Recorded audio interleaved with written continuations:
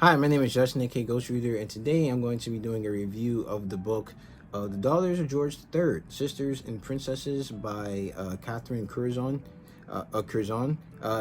The book is published by Pen and Sword, and you can get this in bookstores now. So this book is takes a look at the lives of the six daughters of King George and his wife Charlotte. King George III and Charlotte of England. This is the same King George III that you see in Hamilton, and that was king when the American Revolution was happening. Him and his wife actually had a total of 15 kids, 6 of them are the daughters that are mentioned in this book. And their names are Charlotte, Augusta, Elizabeth, Mary, Sophia, and Amelia. And so the book talks about, of course, their parents first, how King George III and their mother were very faithful to each other. King George III never had any mistresses and was actually very doting on his kids.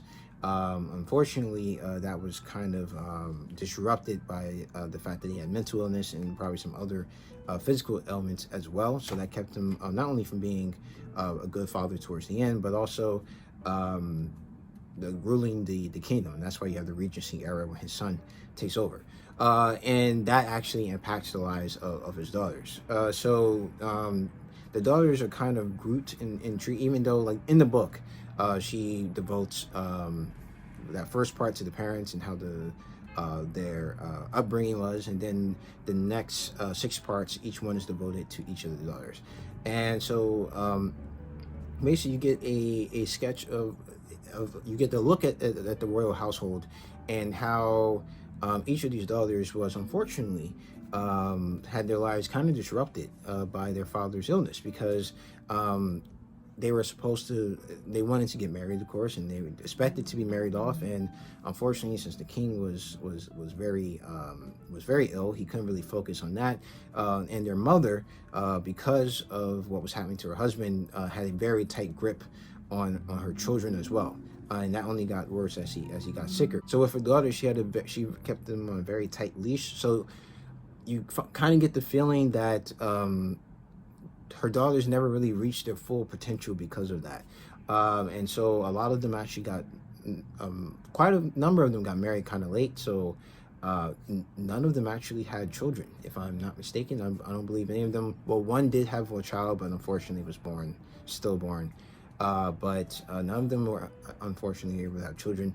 One because many of them married late, and one because one died actually tragically very young. So, but you still see their personalities shine through. They have different talents like botany, horse riding, drawing, and so they try to find, in this book, the author points out where they try to find spaces for independence, away from their mother, trying to get away from their mother's grip, trying to do things that still allowed them to have what little lives that they could have as being part of the royal household, and kept so close to their mother. I thought that the book did that really well, portraying that. I just felt like for this particular book, I kind of wanted more. Like it's a good sketch, and I think the book works well as a good like overall survey of their lives.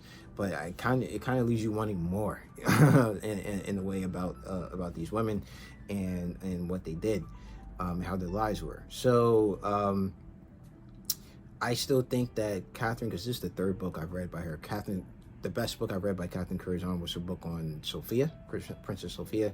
This one was good too, but I don't think it was as good as that book. So for this book, I'm going to give it a 3.5 out of 5 stars.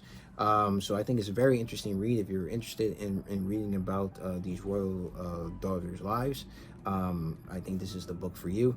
You'll definitely get a look at these women as individuals, and you kind of see in the diary entries and people and other accounts that they were torn between, the duty to their mother, who kept using their father's illness as a way to keep them from venturing out too far, and also trying to find life on their own terms. So that is going to be the end of this review. If you like this review, please hit the like button. If you want to see more videos from me, please subscribe. If you want, you can follow me on Twitter, GhostReads28, on Instagram, Justin Ghost Reader, and on Goodreads. The link to that is down in the description box below.